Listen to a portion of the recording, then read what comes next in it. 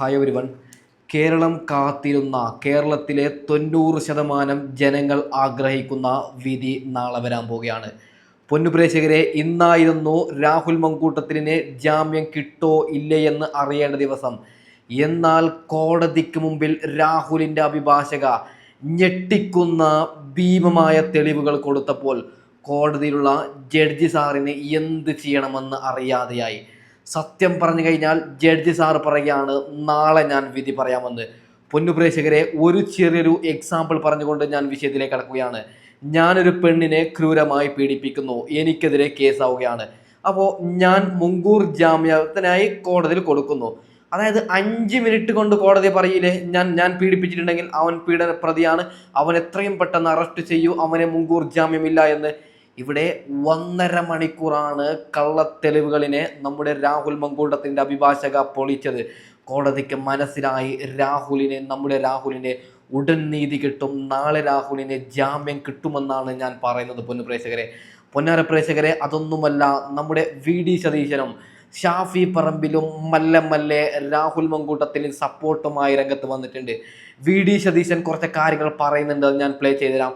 ആ വാക്കിൽ നിന്ന് മുമ്പത്തെ VD സതീശനല്ല, മുമ്പ് രാഹുൽ മങ്കൂട്ടത്തിനെ വിമർശിച്ച VD സതീശൻ ചെറുതായിട്ട് കളത്തിലിറങ്ങിയിട്ടുണ്ട്.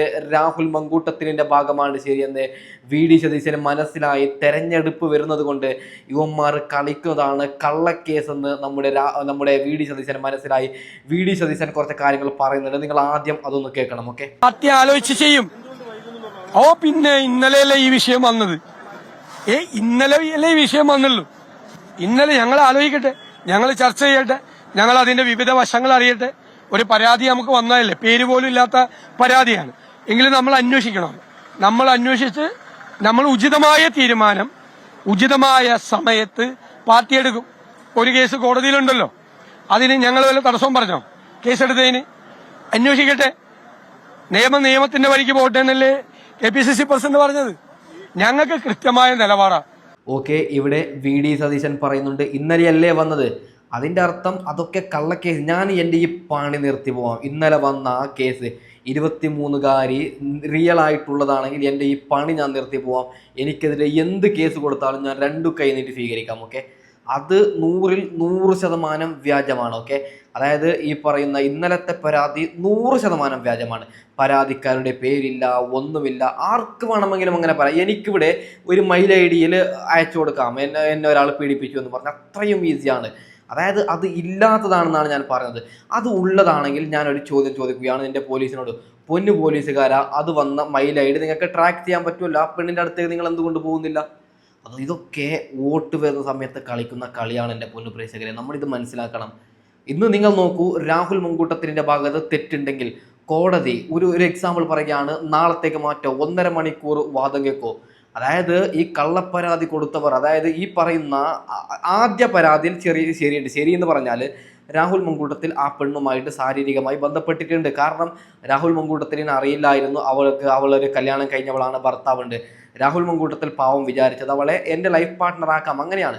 പക്ഷേ അതിനെ യുവന്മാർ ഒരു വേറെ രീതിക്ക് വളച്ചുടച്ചാണ് കേസ് കൊടുത്തത്. നോക്കൂ നിങ്ങൾ, കോടതി അടച്ചിട്ട മുറിയിൽ 1.5 മണിക്കൂർ വാദം കേൾക്കണമെങ്കിൽ ചില്ലറ കാര്യമാണോ? രാഹുലിൻ്റെ ഭാഗത്ത് ശരിയുണ്ട് എന്ന് കോടതിക്ക് മനസ്സിലായത് കൊണ്ടല്ലേ ഇന്ന് തൽക്കാലം നിങ്ങൾ ജാമ്യം കൊടുക്കുന്നില്ല, നാളെ പറയാമെന്ന് പറഞ്ഞത്. എൻ്റെ അഭിപ്രായത്തിൽ എനിക്ക് കിട്ടുന്ന വാർത്തയും എനിക്ക് കിട്ടുന്ന ഇൻഫർമേഷൻ പ്രകാരം നാളെ രാഹുൽ മങ്കൂട്ടത്തിന് ജാമ്യം കൊടുക്കുമെന്നാണ്. കാരണം അദ്ദേഹം തെറ്റ് ചെയ്തിട്ടില്ല. ഇവിടെ നോക്കൂ, രാഹുൽ ഈശ്വറിനെ എന്തിന് അറസ്റ്റ് ചെയ്തു? ഒരു തെളിവുമില്ലാതെ രാഹുൽ ഈശ്വറിനെ വെറുതെ അല്ല അറസ്റ്റ് ചെയ്തത്. ഈ പറയുന്ന അതിജീവിതയുടെ ഫോട്ടോ രാഹുൽ ഈശ്വർ പബ്ലിഷ് ചെയ്തു എന്ന കള്ളക്കേസുകളിൽ രാഹുൽ ഈശ്വറിനെ പെടുത്തിയത് പാവം ആ മനുഷ്യൻ ഒരു തുള്ളി വെള്ളം പോലും കുടിച്ചിട്ടില്ല. അതിൻ്റെ ഒരു വീഡിയോ ഞാൻ നാളെ റെഡിയാക്കാം. ഓക്കെ, ഈ വീഡിയോ കഴിഞ്ഞ ഉടനെ ഞാൻ റെഡിയാക്കാം. സത്യം പറഞ്ഞു കഴിഞ്ഞാൽ എൻ്റെ കേരളമേ പുച്ഛം മാത്രമാണ്. ഈ വിഷയത്തിൽ ഷാഫി പറമ്പിലും രാഹുൽ മങ്കൂട്ടത്തിനും സപ്പോർട്ടായി വന്നിട്ടുണ്ട്. നിങ്ങൾ ആ ഒരു വീഡിയോ ക്ലിപ്പും കൂടി ഒന്ന് കാണണം. ഓക്കെ, സമാനമായ കേസും കാര്യങ്ങളൊക്കെ ഉണ്ടായപ്പോൾ ഇപ്പോൾ ഞങ്ങൾക്ക് ക്ലാസ് എടുക്കുന്ന CPM എന്ത് ചെയ്തു എന്നുള്ളത് ചോദിക്കാൻ നിങ്ങൾക്കും പ്രയാസമാണ്, നിങ്ങൾക്കും ചോദ്യമല്ല, ഇപ്പുറത്തേക്ക് മാത്രമേ ചോദ്യമുള്ളൂ. അവരൊക്കെ എത്ര പേര് പാർട്ടിയിൽ നിന്ന് പുറത്തു പോയി, അവരൊക്കെ എത്ര പേര് പാർട്ടി നടപടി നേരിടേണ്ടി വന്നു എന്നുള്ളത് നിങ്ങൾ ആലോചിക്കുക. ഞങ്ങൾ എന്തായാലും ഒരു സ്റ്റെപ്പ് എടുത്തിട്ടുണ്ട്. അത് മറ്റു പാർട്ടി ചെയ്യുമെന്ന് പോലെയല്ല ഞങ്ങൾ ഈ വിഷയത്തെ അഡ്രസ്സ് ചെയ്തത്. അതിനകത്തൊരു തീരുമാനം എടുത്തിട്ടുണ്ട്. നോക്കൂ, ഇപ്പോൾ ഡിഫെൻഡ് ചെയ്യുകയാണ് ഷാഫി പറമ്പിലും വി ഡി സതീശനും. ആദ്യമൊക്കെ പറഞ്ഞത് നിയമപരമായിട്ട് പോട്ടെ എന്ന്. നേരത്തെ വി ഡി സതീശൻ പറഞ്ഞത് നിങ്ങൾ കേട്ടോ, ഇന്നലെയല്ലേ പരാതി വന്നത്. ഇപ്പോൾ ഷാഫി പറമ്പിൽ പറഞ്ഞു CPM മുകേഷിനടക്കം വന്നു, എന്തുകൊണ്ട് പരാതി നോക്കുന്നില്ല എന്ന്. അതായത് എല്ലാവർക്കും അറിഞ്ഞത് ഇപ്പോൾ കോൺഗ്രസിൻ്റെ എല്ലാ നേതാക്കൾക്കും ഇപ്പോൾ ഏറ്റവും കൂടുതൽ രാഹുൽ മങ്കൂട്ടത്തിനെ വിമർശിച്ചത് രാജ്മോഹൻ ഉണ്ണിത്താനാണ്. ആ രാജ്മോഹൻ ഉണ്ണിത്താനടക്കം അറിയാം ഇതൊരു കള്ളക്കേസാണ്. പക്ഷേ എന്തുകൊണ്ടാണ് എതിർത്തിട്ടില്ലെങ്കിൽ വോട്ട് കിട്ടൂല, ഇപ്പോൾ ഇലക്ഷന് വരാനിരിക്കുന്നു, അതിനെ വലിയൊരു ആയുധമാക്കും. റിപ്പോർട്ടർ ഉൾപ്പെടെയുള്ള ആ ചാനൽ പറയും പീഡനവീരന് കോൺഗ്രസ് സപ്പോർട്ട് കൊടുത്തു എന്ന് വാർത്ത കൊണ്ടുവരും. അത് എന്തില്ലെങ്കിൽ ഒരു 10% വരുന്ന ആൾക്കാരെങ്കിലും വിശ്വസിക്കും ഇവന്മാർ പറയുന്നത് കേട്ടിട്ട്. അതുകൊണ്ടാണ് രാഹുൽ മങ്കൂട്ടത്തിനെ അവരൊക്കെ വിമർശിക്കുന്നത്. ഒരു കാര്യം ഞാൻ പറയുകയാണ്, മനുഷ്യത്വം എന്ന നിലയിൽ കോൺഗ്രസ് എല്ലാവരും രാഹുൽ മങ്കൂട്ടത്തിന് സപ്പോർട്ട് കൊടുക്കേണ്ടതാണ്. വോട്ടിന് വേണ്ടി, അതായത് ഭരണം പോയി കഴിഞ്ഞാൽ എന്തും, അതായത് ഈ 2026 LDF പിടിച്ചു കഴിഞ്ഞാൽ പിന്നെ വി ഡി സതീശന് കേസ് വരും, എല്ലാവർക്കും ഇങ്ങനെ കള്ളക്കേസ് വരും.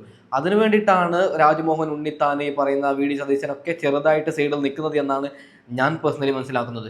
പൊന്നുപ്രേക്ഷകരെ, ഒരു കാര്യം നിങ്ങൾ ചിന്തിക്കണം, 1.5 മണിക്കൂർ, അതായത് ഈ കള്ളക്കേസ് കൊടുത്ത വിഭാഗം നല്ല രീതിയിൽ തെളിവുണ്ട് എന്ന് പറയുമ്പോൾ നമ്മുടെ രാഹുൽ മങ്കൂട്ടത്തിലിൻ്റെ അഭിഭാഷകർ അതിനെ ഇല്ലാതാക്കുകയാണ്, മായമാക്കുകയാണ്. അങ്ങനെ തുടർന്ന് 1.5 മണിക്കൂർ നീണ്ടു നിന്നപ്പോൾ രാഹുൽ മങ്കൂട്ടത്തിലിൻ്റെ സൈഡിൽ ശരിയുണ്ട് എന്ന് കോടതിക്ക് മനസ്സിലായത് കൊണ്ടാണ്. അല്ലാത്ത പക്ഷം രാഹുൽ മങ്കൂട്ടത്തിൻ്റെ ഭാഗത്ത് തെറ്റുണ്ടെങ്കിൽ, രാഹുൽ മങ്കൂട്ടൽ പീഡിപ്പിച്ചു, അങ്ങനെ വലിയൊരു തെറ്റുണ്ടെങ്കിൽ മുൻകൂർ ജാമ്യം ഇപ്പൊ തന്നെ പറയുമായിരുന്നു, കോടതി അറസ്റ്റ് ചെയ്തോളൂ. അതായത് കോടതിക്ക് ഒരു കാര്യം മനസ്സിലായി, രാഹുലിൻ്റെ ഭാഗത്ത് ശരിയുണ്ട്.